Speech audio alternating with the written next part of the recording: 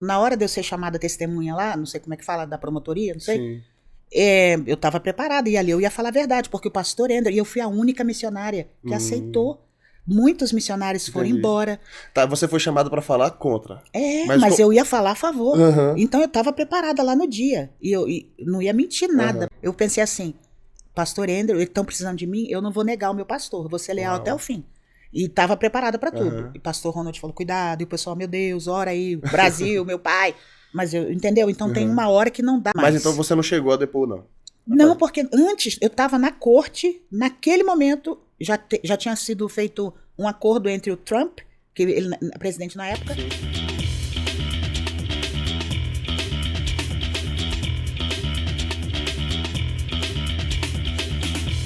Olá, seja muito bem-vindo ao Debatistas Podcast.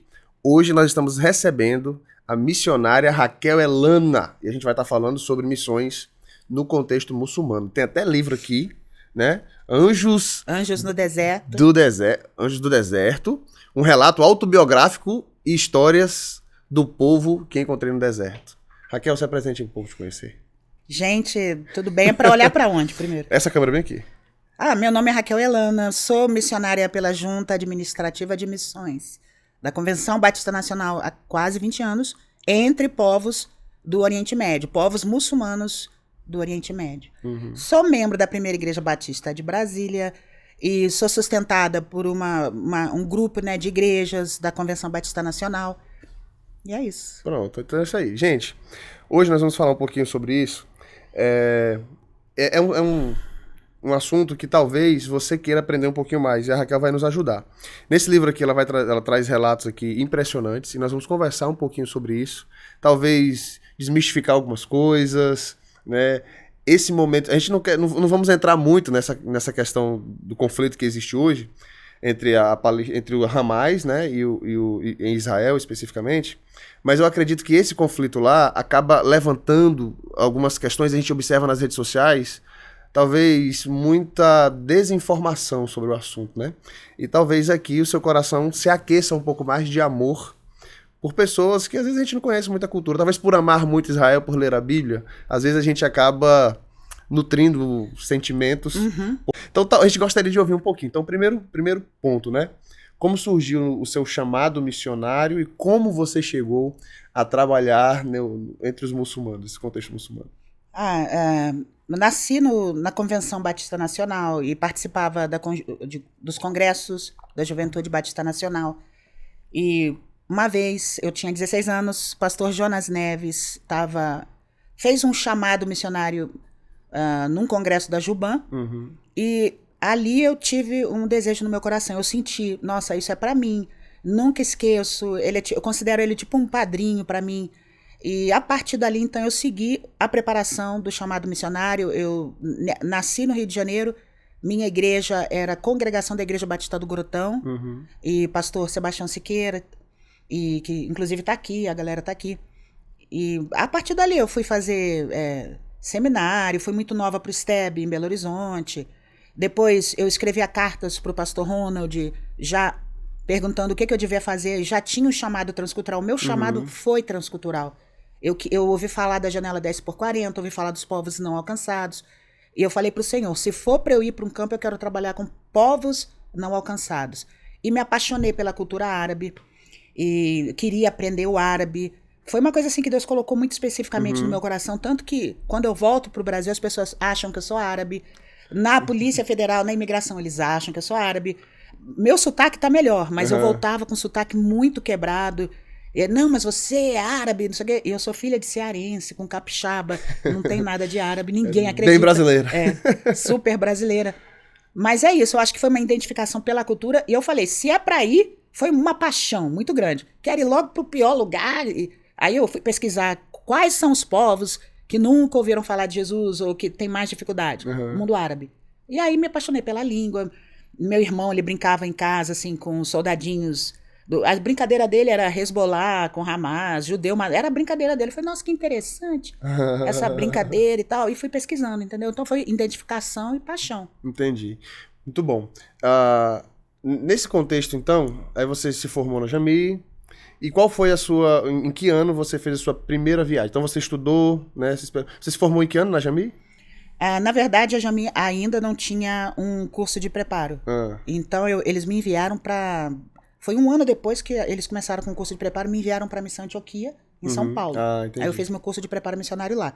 Depois eles me enviaram para o Canadá para aprender inglês, porque é um processo. Sim, sim. Eu sei que foram 7 anos de preparação, eu tive que aprender inglês, porque a língua do campo era inglês. Antes de aprender árabe, toda aquela gramática, árabe é a segunda língua mais difícil do mundo. Então eu tive... A primeira é o mandarim? Exatamente, certo. A primeira é considerada mandarim, depois vem o árabe e tal, aí nem sei mais, os graus, né, mas tudo bem. Aí sim, aí então você passou por todo esse processo. Foi um processo. Então você já tinha, desde o início ali do seu chamado, você já tinha esse amor pelo povo árabe? Povos não alcançados. Povos não alcançados. Se falava muito na época da janela 10x40, hoje já tem novos termos. Certo. E teve assim um boom de conferências missionárias, sabe, de agências no Brasil, foi bem nessa época que já não é mais... Mas era não sei, foi uma paixão, uma identificação mesmo. Entendi. Aí, então foi um processo de 7 anos, mais ou menos? Contando com tempo no seminário, contando com curso e com inglês, foram 7 anos até eu chegar no Oriente Médio. Certo. Pra qual país você foi nessa Primeiro país que eu fui, Jordânia, que era considerado um país, claro, eu não posso e não vou falar todos os detalhes de todos os países, especialmente os últimos, porque a gente tem questão de meus irmãos estão presos hoje, então a perseguição é real, então eu só vou falar por alto. Os seus irmãos hoje estão presos? Meus irmãos em Cristo são líderes, um casal de líderes da nossa igreja nesse último país que eu estava, e a gente está arrecadando até pelo Instagram mesmo, e vocês podem me mandar mensagem para saber mais detalhes, arrecadando reais, para juntar uma quantia no dinheiro de lá para pagar o advogado, porque para tentar tirá-los da prisão. Se eles foram deportados para o país deles, eles foram presos em outro país, eles vão enfrentar a pena de morte. E são líderes da nossa igreja. E a Convenção Batista Nacional orou tanto pelo pastor Andrew, meu pastor lá no campo. Então a questão é muito real, mesmo eu aqui no Brasil. Eles têm como encontrar, eles têm como fechar minha possibilidade de retornar para o campo. E até perseguir mesmo, viu, gente? Então não é verdade, é real, tá? Ou posso prejudicar eles lá. Entendi. Entendeu? Então esse programa aqui, se você está assistindo agora, aproveite para compartilhar, porque a gente não sabe por quanto tempo esse programa poderá, inclusive, estar no ar. A gente tem todo o cuidado aqui com as informações, mas a gente sabe que é real. Tem essas questões. Então então você entrou nesse primeiro país e você não pode entrar como missionária, né, nesses países. Não entrei como missionária nesses países, passei por vários países. Inclusive, na época que eu morei na Palestina, a gente teve a intifada, a guerra, uma das intifadas. Intifada é o quê? Intifada é uma guerra da rebeldia lá, digamos assim, dos palestinos é um ato de rebeldia dos palestinos contra a ocupação israelense. Então, a palavra já vem disso aí. E milhares, centenas aconteceram durante a história, né? Não é isso. Mas uma delas eu estava lá, em Jerusalém Oriental. Morava do lado palestino. E temos igrejas, cristãos lá, sabe? Gente muito bonita. Na Palestina hoje, um dos meus pastores é descendente da tribo de Moabe, outro nasceu em Jericó. Então são todos nossos irmãos. Igrejas, assim, nós lá consideramos, né? Não é Igreja Batista Nacional, mas são cristãos mesmo, entendeu? Então, quando fala assim, dos palestinos, e muita gente joga praga, muito crente, sabe? Você vê assim, haters pelo Instagram falando coisas terríveis, sendo que lá são nossos irmãos. Não é, nem todo árabe é terrorista, eu sempre trabalhei com essas tribos, me respeitavam, mas eles perseguem mulheres, tem muita coisa disso, mas eu tinha muito respeito para entrar na comunidade, lugares que nem o povo de lá entra, tem medo, porque o negócio é sério, mas eu entrava, Raquel tá chegando, as portas se abriam, por quê? Porque eu ia para ajudar, eu ia para levar comida para as crianças, eu ia para falar do amor de Deus. Então, talvez eu já tô até pulando o assunto, mas a guerra abriu portas para isso pra gente, entendeu? Foi uma oportunidade. Entendi, não, perfeito. A gente tá fazendo um bate-papo aqui, mas a gente falou da Jami, talvez algumas pessoas não entendem o que é a Jami. A Jami é a nossa Junta Administrativa de Missões, né? Você pode falar um pouquinho sobre a Jami, sobre a importância da Jami nesse trato com você no campo, né, transcultural? De repente tem alguém que está tem esse chamado missionário, está procurando o preparo, então a gente vai deixar o link na descrição para você também se informar a respeito da Jami, do CETRAMI, né, que é o Centro de Treinamento Missionário. Como é que a agência funciona nesse processo, no trato com o missionário no campo? Olha, primeiro você tem que ter ideia de que missionário não vai sozinho, não trabalha sozinho.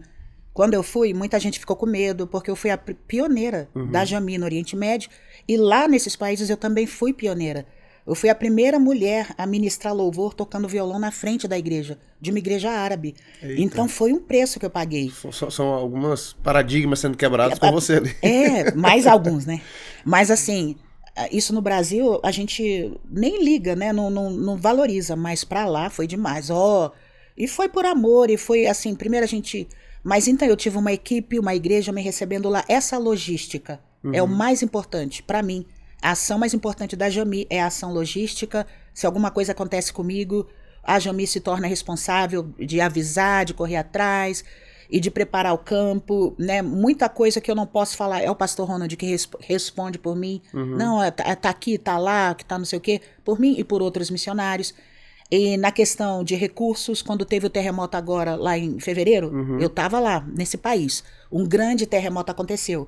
50 mil pessoas morreram. Foi traumatizante. Trabalhar e ver cadáver e prédio, aquelas coisas todas. Mais uma vez a gente viu a graça do Senhor.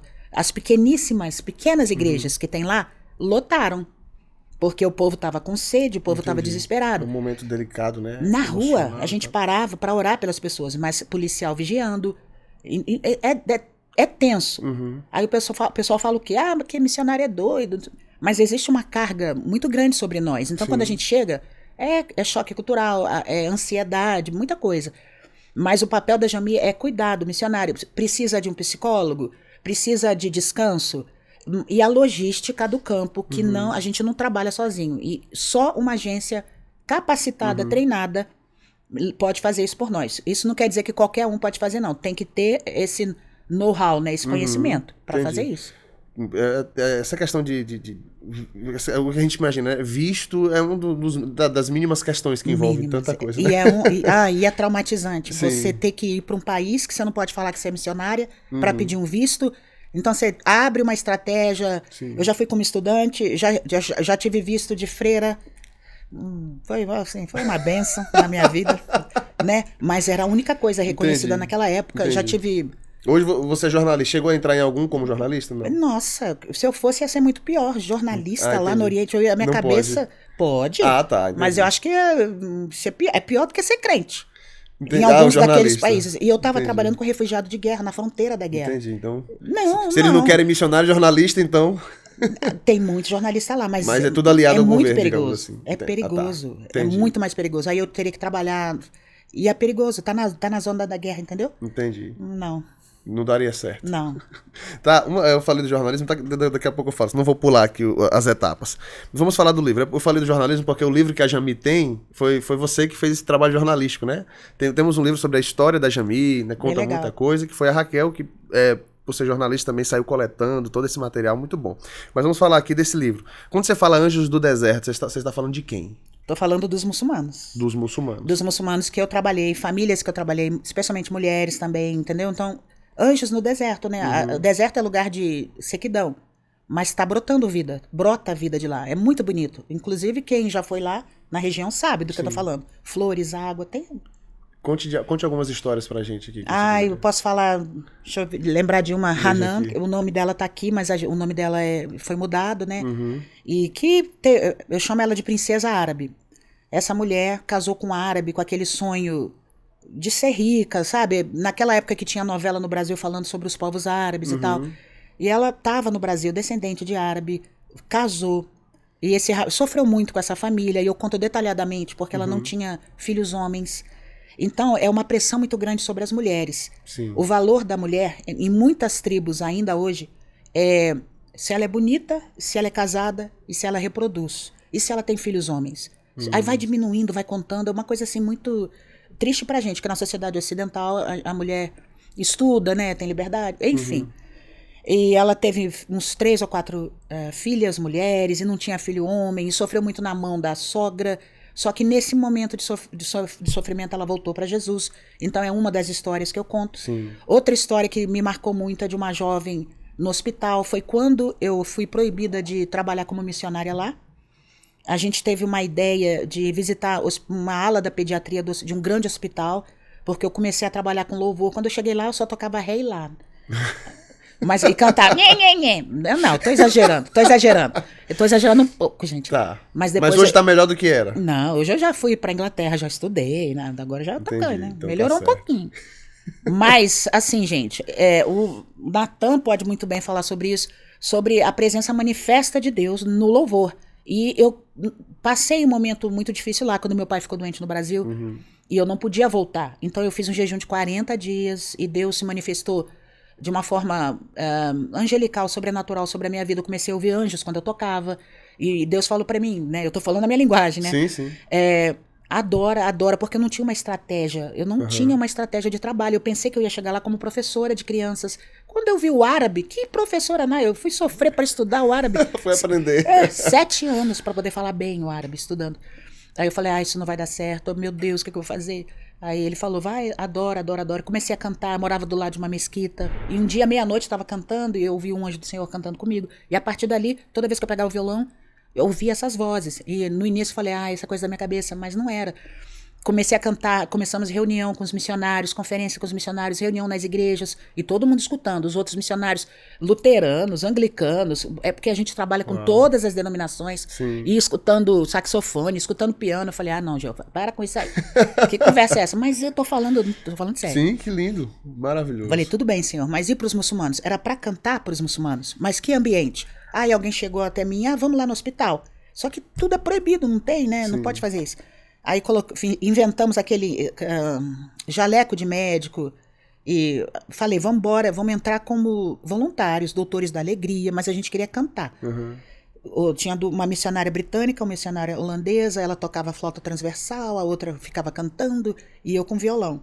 Aí a gente começou a visitar a ala da pediatria e começamos a cantar e começou a ter uma reação muito boa. Eu começava cantando, claro, né, músicas seculares, entre aspas, para bailar la bamba, umas músicas assim, os árabes adoravam, né? Que isso aí é do Brasil, mas misturava tudo. Só que pra gente começar a cantar adoração de verdade, árabe, em inglês, em português. E uma das experiências foi com essa menina de 16 anos, cantando Senhor meu Deus, quando eu maravilhada em árabe, aí uma tocava na flauta. Toda vez que a gente cantava, eu pedia, Senhor, que o teu Espírito Santo que seja um missionário aqui, né? Muita gente acredita que o Espírito Santo é o agente da missão. Eu também, né? Mas a gente começou a cantar e ela começou a se mexer, que ela estava deitada, muito magra. E as próprias enfermeiras chegavam pra gente, visita o quarto de fulana, porque as crianças começaram a reagir, a melhorar. Aquela agência Reuters fez uma matéria com a gente. Aí eu assim segurando o violão, a gente não queria aparecer, mas eles foram lá para falar que a musicoterapia estava ajudando no tratamento, mas a gente não podia falar nada. Então a diretora, não sei quem foi lá e falou, é isso, não é isso. Então tá lá na Jambi guardada até hoje, mas não falamos nada. E essa menina, à medida que a gente começou a cantar Senhor meu Deus, a gente orava, ela começou a pedir para sentar, para se levantar, as enfermeiras começaram a chorar. E na próxima vez que a gente volta, a mãe dela puxa a gente pro quarto e fala, eu quero te agradecer. Olha a minha filha aí, a menina em pé, recebendo alta. E ela falou, né? Isso foi vocês que fizeram isso. Não, foi Jesus. Isso abriu portas pra gente visitar a casa deles, os lares. E eu levei uma amiga nossa, claro que nunca sozinha, uma iraquiana. E a iraquiana é a mulher nordestina do mundo árabe. Muito nervosa, baixinha, e ela não tinha medo de nada. E ela chegava, é Jesus que salva! Eu falava, mulher, fala baixo. Não! E ela já tinha sido presa, saía da prisão. Isso na língua tudo deles. em árabe. Pensa numa mulher paraibana, será? Sim, eita. Enfim, aí, tadinha, né? Mas era uma bênção. E só que, num desses dias, pegaram um papel da minha mão, que eu escrevi uma canção que falava sobre paz. Porque, como você falou, a música doutrina, a música evangeliza. Aí eu peguei essa paz com Israel, meu Deus. Eu não sei. Eu não sei. Aí pegaram aquele papel. Que ela tá ensinando paz com Israel. A enfermeira. Ela é missionária, são missionários. Eita. Aí saímos de fininho, sabe? Aí só fico triste que meu jaleco ficou lá no hospital, nunca mais eu pude entrar lá. Entendi. Mas só foi um momento para me mostrar que era possível, porque naquele momento eu via corações tão duros, mas depois eu vi que eles estão sedentos. Então que a gente nunca deve generalizar. Se existe um povo que é chamado de coração duro, é o povo árabe, povo do deserto, mas Sim. eles não são assim. Entendi. Entendeu? Aí você falou que você começou a falar a história dela, né? Da Hanan, e agora Hanan. a gente já foi para essa menina, que eu chamo de Islam. Tá. Mas você conta a história delas.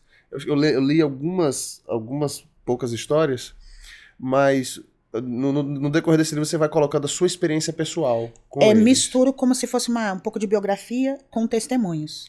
A biografia... Minha e deles também, né? À medida com que isso vai se desenrolando. Certo. O que você poderia dizer hoje, Raquel, para de repente algum missionário que queima no coração dele, alguém que já tem essa vocação missionária e de repente está esperando a oportunidade, está se preparando, no caso, no seu coração, queimava esse amor, foi um processo aí de 7 anos, de 7 anos para esse primeiro contato, né? Desde o meu chamado, assim, até. Vamos supor que tem alguém que está nesse processo ainda e fala assim, não, pode ser que as portas se fechem, eu quero ir para lá, mas pode ser que eu não vá. O que você poderia falar da sua experiência, do seu coração, para alguém nesse momento que esteja passando por esse dilema, né? Não por ter esse medo preparo. e dar o primeiro passo de fé, porque nada é definido. E fé, você só sabe na caminhada. E missionário é assim.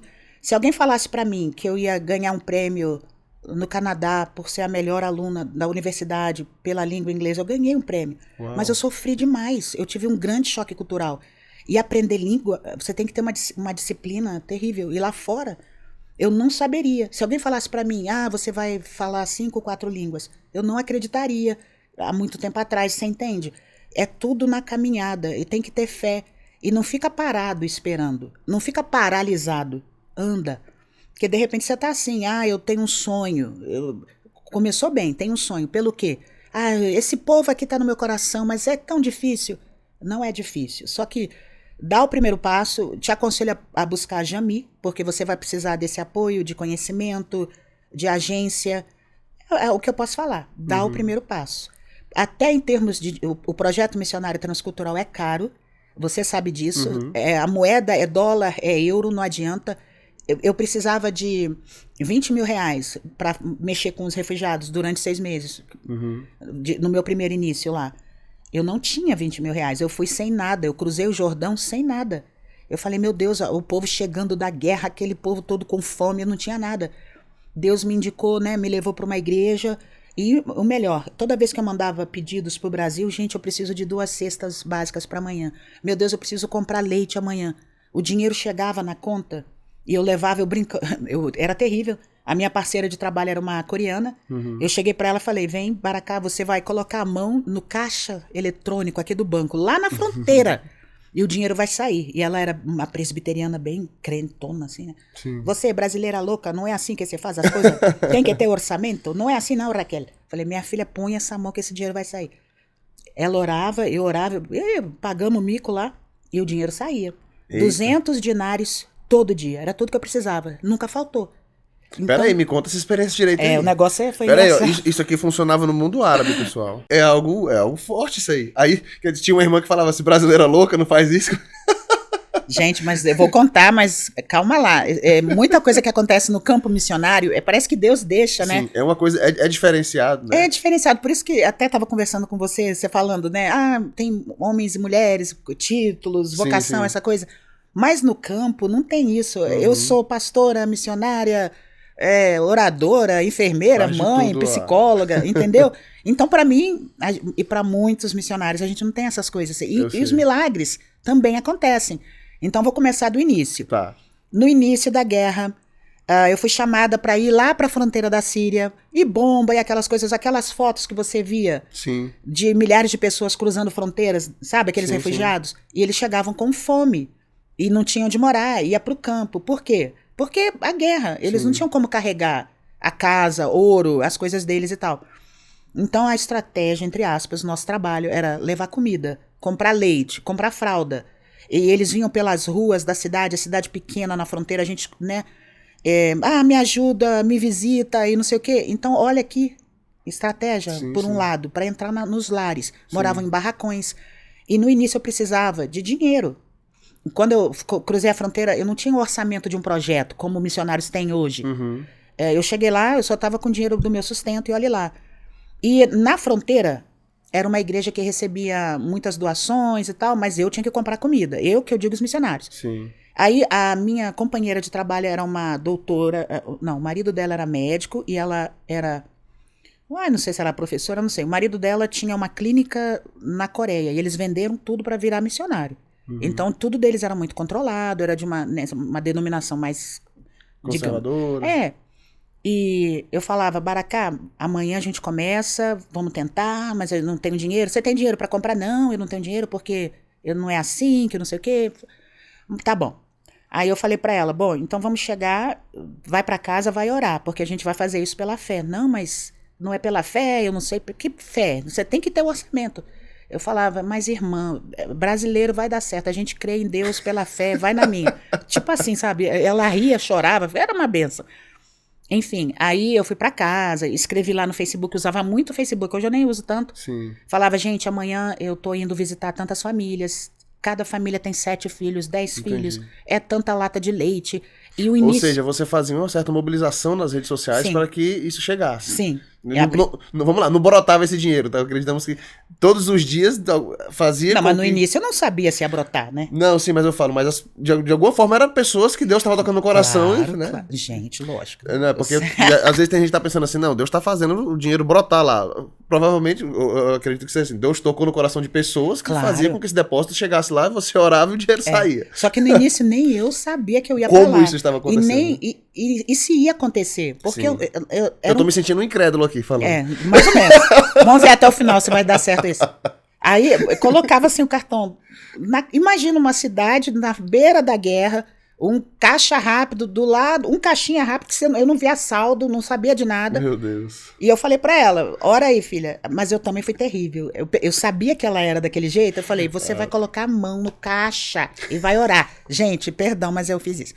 Aí ela, mas Raquel, que coisa brasileira louca, não sei o quê. Eu falei, vai, Vocês perceberam que ela tá se soltando, né? Não começou assim no episódio. Não, me falaram pra ficar calma. Eu não sou assim, não. Enfim, aí ela... Mas ela, coitadinha, né? A Baracá, até lembro dela com muita alegria, que ela acreditava muito em mim, aí ela orou.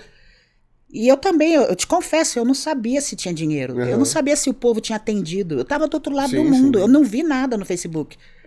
200 dinares, que hoje seriam talvez 500 ou 600 reais, saíram. Ai, ela ficou toda feliz. Eu falei, ai, graças a Deus saiu. Mas eu não sabia que se tinha dinheiro lá, não. Como tava chegando, né? Não. Fomos no mercado, na mercearia, compramos 5 boas cestas básicas. Começamos a visitar. E aí o pessoal foi conhecendo, foi passando o tempo. Na terça-feira, eu fiz a mesma coisa com ela. Coloca a mão no banco. Aí ela ficou boa e o dinheiro saiu. Na quarta-feira, põe essa mão aí, menina, e ora. Saiu. Fiz isso até sexta-feira, saiu. E todo o tempo que eu tive lá, o dinheiro saiu. E a única coisa que eu fazia, orava e falava com o povo. Orava, fazia o relatório. Orava, tirava a foto. E o dinheiro foi saindo. E fomos sendo conhecidas. No final do meu trabalho com essa senhora, com a Baracá, com essa missionária, ela falou, Raquel, me ensina a viver pela fé, Raquel. Viver pela fé funciona, né? Falei, pois é, irmã, funciona, né? Agora você vai aprender a orar. Você vai para casa orar. Engraçado, né? Porque missionários de diferentes... tradições, entendeu? Que é fácil pra gente falar brasileiro. A gente ora, a gente sabe o que é viver pela fé, mas é diferente. Tal. Então, gente, foi Deus. Aí no final eu contei todas as minhas notas fiscais, deu não sei quantos R$1.000. Eu falei, meu Deus, se eu tivesse ficado no Brasil pra levantar o dinheiro, pra fazer o projeto, talvez eu não queria. É isso que eu falo. A gente tem que dar o primeiro passo e se colocar no lugar certo. Onde é que eu tava? Na guerra, na beirada da guerra. Quem que faz isso, Natan? Eu já ouvi muitos testemunhos de pessoas, até mesmo aqui no preparo para o campo pastoral, algo, não estou nem falando de algo transcultural, mas pessoas que falaram assim, não, eu vou pro seminário, mas não vou ficar dependendo de igreja, não, eu vou juntar o meu dinheirinho. Aí já vi pessoas falando assim, o dinheiro que eu tinha juntado foi embora no primeiro ano, fiquei completamente dependente de Deus e Deus me ensinou que se eu quiser fazer a obra dele, eu tenho que depender dele, não é na minha força, né? É tudo na dependência, é tudo pra glória dele. Eu podia te contar muitos outros pequenos e grandes testemunhos de que Deus provê, Deus provê. Quando eu fui para Inglaterra para fazer um curso de artes, de louvor, que tive chance de ficar lá, trabalhar lá. Uhum. Não sei se você conhece Matt Redman, Survivor. Soul Survivor é um grande... Já ouvi falar dessa galera, mas não tenho afinidade, assim. Era um grande projeto musical que acontecia todo ano na Inglaterra. E o produtor, cara famoso pra lá, né? Sim. Chegou pra mim e falou, tá aqui meu cartão, vai no meu escritório, eu vou gravar um CD com você. Porque eu comecei a escrever muitas músicas lá naquela época. Sim. E Deus falou com o meu coração, você vai voltar pra Jordânia. Eu fiquei mal. Falei, Senhor, eu quero fazer sucesso. Eu tenho a chance de ser... Você vai voltar pra Jordânia. Voltei pra Jordânia, obedeci. Foi um tempo abençoado, mas terrível também, entendeu? Entendi. Mas não me arrependo. Cheguei até aqui.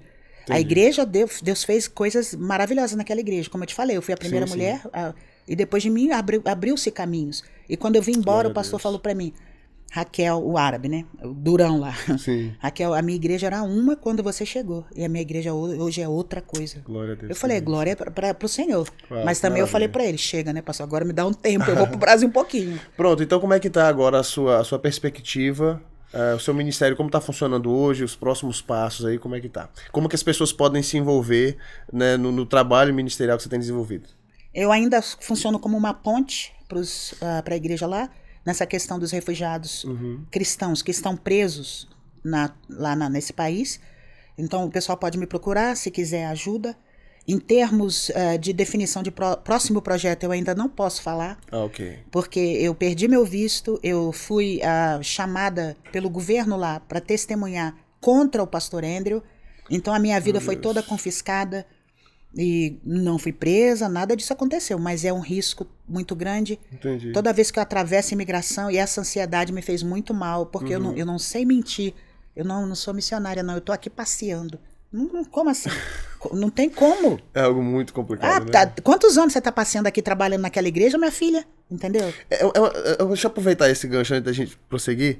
É uma situação muito delicada, né? Porque assim, não é você pra não... qualquer um também. Eu falo assim, não, porque você não pode dizer claramente que é missionário, mas em algumas situações você se sente negando o nome de Jesus? Como é que é isso? Porque às vezes a gente fala, não vou negar o nome de Jesus e faça perseguição. Mas às vezes o missionário, às vezes tem que entrar com visto de outra coisa. E é uma linha muito tênue, né? Igual você tá falando assim, eu não vou mentir. Em alguns momentos você faz de conta que não é, mas existem momentos em que você tem aquela sensação de que se eu não disser agora eu vou estar negando.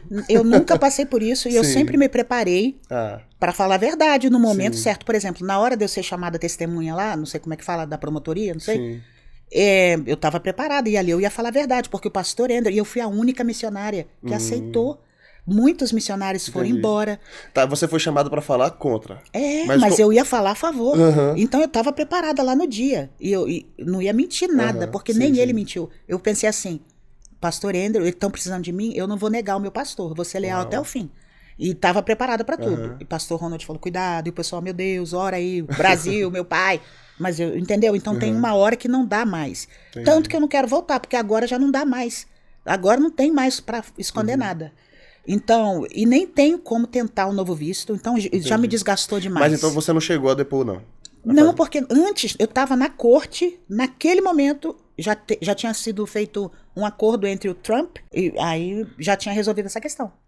Entendi. Então o Trump, o governo americano entrou nessa situação e não precisou você... Não, mas eu estava na corte com todo mundo lá, testemunhas, estava na sala das testemunhas para ser chamada. Muito nervosa, né? Nossa, estava passando mal. Entendi. Meu Deus, vou desmaiar nessa corte, mas aconteceu isso. Tá, aí concluindo então essa questão do seu... Então, essa situação toda faz com que você está com dificuldade, digamos assim, está na dependência de Deus para os próximos passos ministeriais, é isso? O mundo é o campo é o mundo, mas também tem projetos que talvez eu fique no Brasil por mais um tempo, temos projetos muito legais também. Brasil também é campo missionário, tem muita igrejinha precisando de obreiro também, igrejinha, igrejona e tal, mas eu gosto mais das igrejinhas, onde tem necessidade. Uma pergunta, como é que você se mantém hoje? Você tem igrejas parceiras? Continuo como missionário. Aliás, tem igrejas que quando o missionário volta para o Brasil, corta, né, o salário, corta o sustento. Já aconteceu comigo. Uma igreja amada, que me mandou uma mensagem. Estamos mudando a nossa direção, porque eu estou no Brasil. Só que eu continuo missionária. Sim. Continuo missionária em tempo integral. Missionária, a gente larga tudo. Não larga não, a gente deixa. Sim. Ou escolhe outro caminho, porque a gente não larga. Né? E é para a vida toda. Então essa ideia de que missionário voltou para o Brasil não serve mais. Não, é integral, é minha vida. Então eu continuo, né? Pode me chamar para conferências, continuo visitando. Talvez vou passar um tempo para o Nordeste, para o Norte, não tem problema. Perfeito. Tem outros projetos também, que a gente está acertando aí, que não sei se pode falar agora, eu acho que vou falar depois e tal. Então vou, entendeu? Maravilha. Agora, se for para voltar também, o Senhor vai abrir uma porta clara na hora de eu voltar, que pode ser a qualquer momento, porque missionário é assim. Maravilha. Bom, pessoal, nós vamos deixar aqui na descrição o Instagram da Raquel, para você... se inteirar um pouco mais daquilo que ela puder comunicar. Agora, com certeza, se você quer detalhes de coisas que a gente não pode falar aqui, leva ela na sua igreja, né? Se não fizerem transmissão online, de repente uma mobilização, com certeza vai poder levar ali testemunhos maravilhosos para abençoar a sua igreja, para trazer edificação. Eu tenho certeza que... E até mobilizar. Tem jovens aí que querem ir para o Cetrami, tem pessoas aí que têm o chamado missionário. Tenho certeza que um trabalho com a missionária Raquel Elana lá vai ser uma bênção. Bom, a gente vai caminhar para a finalização aqui. A gente poderia conversar muita coisa, mas eu vou deixar esse espaço para você levar ela na sua igreja, né? Palavras finais, Raquel. Eu não falei da minha vida no esporte, não é? Mas... perfeito. Não, gente... a gente não vai terminar agora não, espera só um pouquinho. Vida esportiva, Raquel. Eu também sou campeã mundial, campeã pan-americana, campeã brasileira de levantamento de peso. Então, você é jovem que acha que ser missionário é chato, não tem mais isso não. A gente tem, como é que fala bicultural? Não, bicultural, multifuncional. E o esporte também me ajudou muito nessa questão da ansiedade. Porque você imagina a pessoa trabalhar na guerra, escutar aquelas coisas, volta meio assim. Mas o esporte é uma bênção na vida do crente e eu sigo sendo campeã brasileira e vou tentar ser campeã mundial mais uma vez esse ano na Eslováquia. Então, se você entrar no meu Instagram e me ver levantando 160 quilos, não se assuste. Uau! Tá? É uma modalidade que tem nas Olimpíadas? Não, tinha, powerlifting tinha, e eles retiraram e agora tem os seus campeonatos tudo separado. Então, peraí, eu não sabia dessa não. Você é campeã mundial do ano passado na minha categoria. Sou a mulher mais forte da minha categoria. Se eu soubesse disso, eu te falar pra você trazer a medalha pra cá, pra gente ver pois isso. Ninguém... Mas lá no Instagram tem. Tem. Então veja no Instagram as medalhas da Raquel. Então, você é campeã mundial, campeã pan-americana. E campeã brasileira esse ano também. Campeã brasileira. Uau, que legal. Então nós temos uma jornalista, esportista, missionária, que já entrou com visto de freira. Não precisa, né? Falar esses detalhes, né? Você já falou.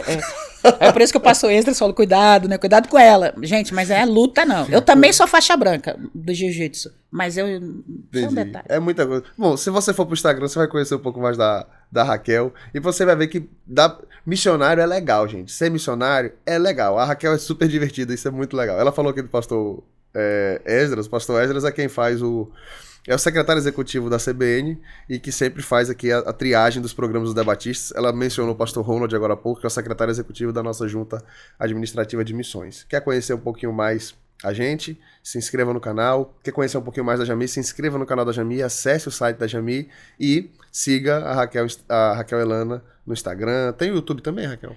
Tem. Tá meio parado, né? Mas pronto. Tem. Mas é isso. Palavras finais então pra gente. Deus abençoe Juventude Batista, pastores, igrejas, nós estamos aí orando por vocês. Apoie seus missionários, apoie os novos candidatos, né? Também temos aí candidatos. E é isso. Amém. Candidato que você fala? A missão, né? Candidato político não, meu Deus, misericórdia. A gente tá em campanha. Os meninos aqui não, tá chegando a eleição. Ela fala, apoia os nossos candidatos. Aí eu tenho que deixar de falar candidatos. Foi mal. É candidato ao campo missionário, tá bom? Maravilha. Ela tá falando... Tem um pessoal aqui que quem está nos apoiando nessa gravação é o Felipe e a Rebeca. Eles acabaram de se formar no Cetrami, né? Estão na dependência de Deus aí para o campo e nós louvamos muito a Deus por isso, né? Felipe e Rebeca, muito obrigado, viu? Casal abençoado. Fala aí, amém! Amém! Aí, olha que voz abençoada. Vocês podem levar eles na igreja de vocês também. Mas a gente vai fazer um podcast com eles, vocês vão conhecer o rostinho deles. Bom, mas é isso, que Deus abençoe. Muito obrigado, tá, Raquel? Obrigada a você. Deus te abençoe mais e mais seu ministério. E você que está em casa, nos acompanhe, se inscreva, como já falei aí, nos acompanhe nas redes sociais e entre no site da Lerban para você adquirir esses livros, tanto da história da Jami, que foi a Raquel que que coletou as informações, como Anjos do Deserto, mas você também, lá pelo Instagram, converse no particular com a Raquel, que ela também pode encaminhar esse livro para você, e de repente você já convida ela para sua igreja. Então é isso, tá bom? Muito obrigado por nos acompanhar até aqui. Comente, curta, compartilhe esse vídeo. Que Deus te abençoe. Até o próximo episódio.